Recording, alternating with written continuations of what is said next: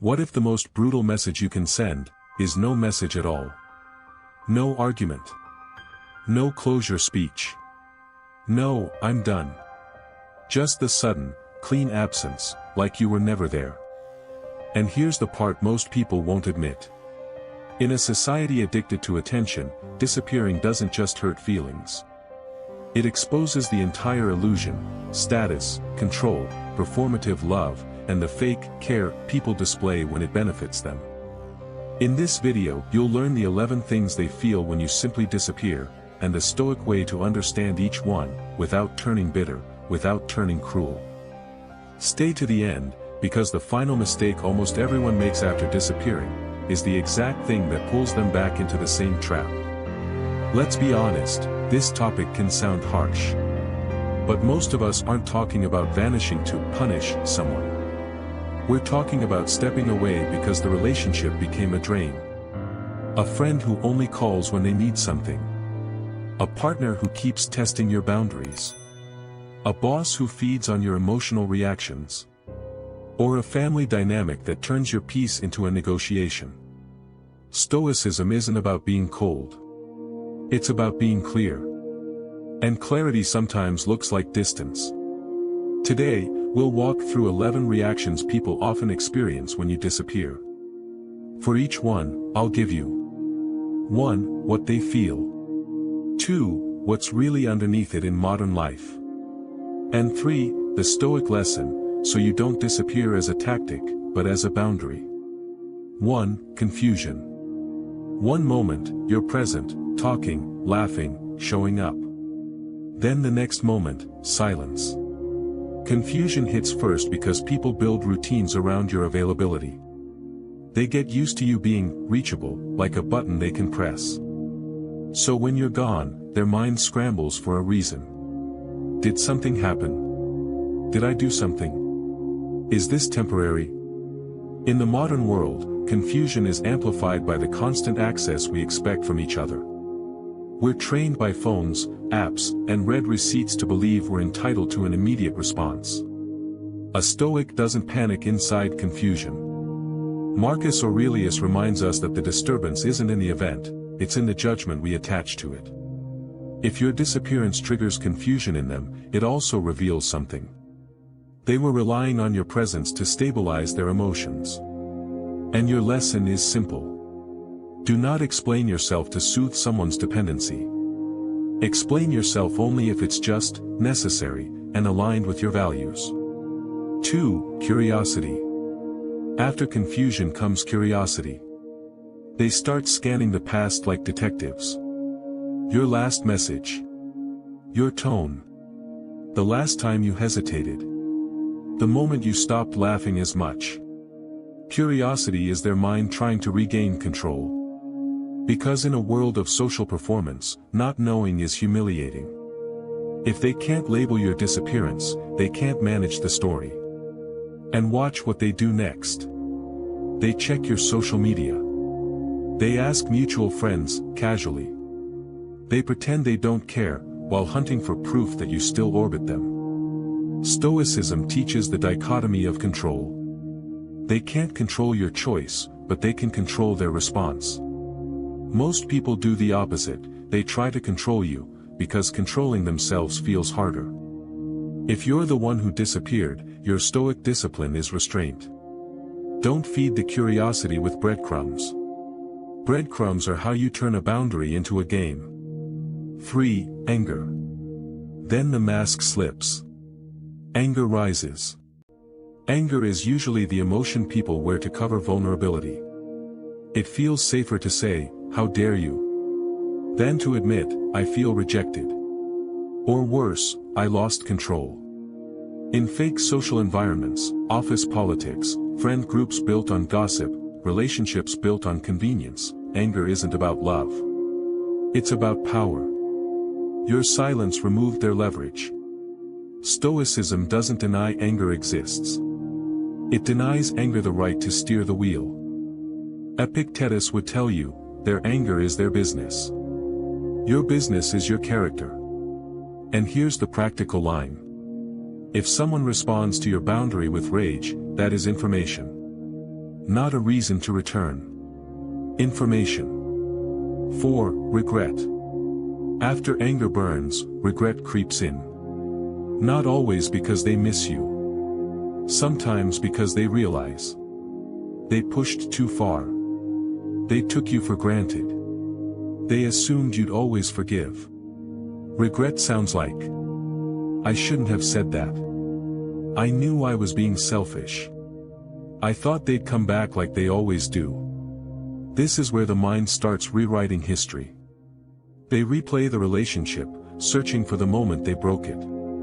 Stoicism is ruthless here, in the healthiest way. The past is done. Regret is only useful if it becomes virtue. A decision to act better, not a ritual of self-punishment. If you disappeared, don't let their regret rewrite your memory. People often regret losing access, not losing you. 5. Guilt. Then comes guilt. Guilt can be genuine. But it can also be strategic, especially in a society that rewards emotional theatrics. You'll see it as the apology that sounds like a performance. The dramatic message that centers their pain. The sudden vulnerability that appears only when you stop responding. They might not say, I'm sorry. They might say, after everything I did for you. Or, I guess I'm just a terrible person then. That's not guilt. That's manipulation wearing guilt's clothing. Stoicism asks a hard question. Is this remorse, or is this control? If you return because they feel guilty, you teach them a lesson. They can access you through emotion. If you return because you choose what's right, because repair is real, then you return with a boundary, not with surrender.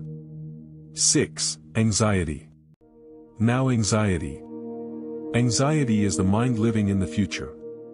They don't know if you'll come back. They don't know what you'll say if you do. They don't know what you're telling others. They don't know if they were replaced. Modern anxiety is worsened by the public stage of life.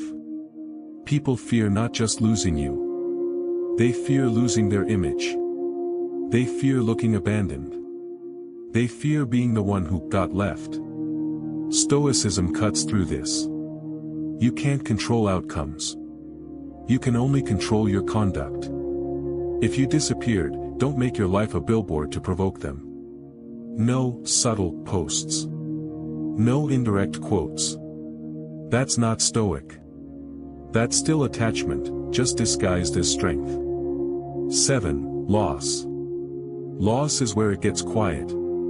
Because now they feel the absence in the mundane moments. The message thread that stops. The inside joke that has nowhere to land. The small comfort of knowing you existed in their world. Loss is real, especially when the connection was meaningful. Even if the relationship had problems, the loss of a person is still a loss. Stoicism doesn't call you heartless for that. It calls you awake. Seneca wrote about the inevitability of losing what we love, not to make us numb, but to make us grateful and prepared. The lesson for them. Attachment is not the same as love. And the lesson for you. Don't confuse missing someone with needing to return. 8. Reflection. If they're honest, and not everyone is, reflection begins. They start asking uncomfortable questions. Why did I treat them like they were replaceable? Why did I only show up when it benefited me? Why did I keep testing how much they'd tolerate? And here's the Machiavellian truth beneath the Stoic surface. Most people don't reflect until the benefits stop. While you were present, they could keep the fantasy alive. Your disappearance forces reality. Stoicism turns reflection into training. Not self-hate. Training. If your silence triggers reflection, that's good. But don't demand that they learn the lesson. You are not their teacher. You are responsible for your peace. 9. Resistance to acceptance. Acceptance does not arrive politely. It arrives like defeat. They resist it. They keep a door open in their head. They tell themselves a story. They're just busy. They'll come back when they calm down. This can't be the end. In modern culture, we're taught to chase closure. To chase the final conversation. To chase the explanation that makes the pain feel logical. Stoicism offers something sharper. You don't need closure to be whole. You need discipline. If you disappeared, resist the temptation to check in just to relieve discomfort. That one message, "Hey, you okay?" can reopen a cycle you fought hard to end. 10. Fear of permanent loss. Then the deeper fear. What if this is permanent? This fear is not just about missing you. It's about facing a world where they are not the center of your decisions. For people who are used to controlling narratives, permanence is terrifying. Because it means consequences. It means they can't negotiate their way back in. It means their charm doesn't work. It means the world keeps moving without their permission. Stoicism says, everything is temporary. People. Roles. Attention. Reputation. So if you fear permanent loss, whether you're the one left behind or the one who left, remember this. Impermanence isn't punishment. It's the nature of life. The only stable thing is your character. 11. Growth. Finally, growth. Not everyone reaches it. But some do. Your absence can push someone to reevaluate their habits. How they communicate. How they treat people. How they handle rejection. How they depend on others to regulate their emotions. Sometimes losing you becomes the first time they stand on their own. The first time they stop chasing validation. The first time they realize, I can't keep living like everyone owes me access. And if you're the one who disappeared, there's growth for you too. You learn that silence can be clean. That distance can be merciful. And that you don't have to fight to prove your worth to people who only respect you when you leave. So let's recap the 11 things they often feel when you disappear. Confusion, curiosity, anger, regret, guilt, anxiety, loss, reflection, resistance to acceptance, fear of permanent loss, and finally, growth. Here's the core Stoic truth. You are not responsible for managing someone else's emotions. But you are responsible for your own integrity. Disappearing is not revenge. It's not a performance. It's not a trick. Done right, it's a boundary. A quiet decision to stop participating in what keeps breaking you. If this hit close to home, take a breath, and be honest. Have you ever disappeared from someone's life, or had someone disappear from yours? Which of these 11 reactions felt most real to you? Drop your answer in the comments. And if you want more calm, strategic content like this, without the fake positivity, like the video, subscribe, and stay with Silent Authority. Because in a loud world, your peace isn't found by explaining yourself.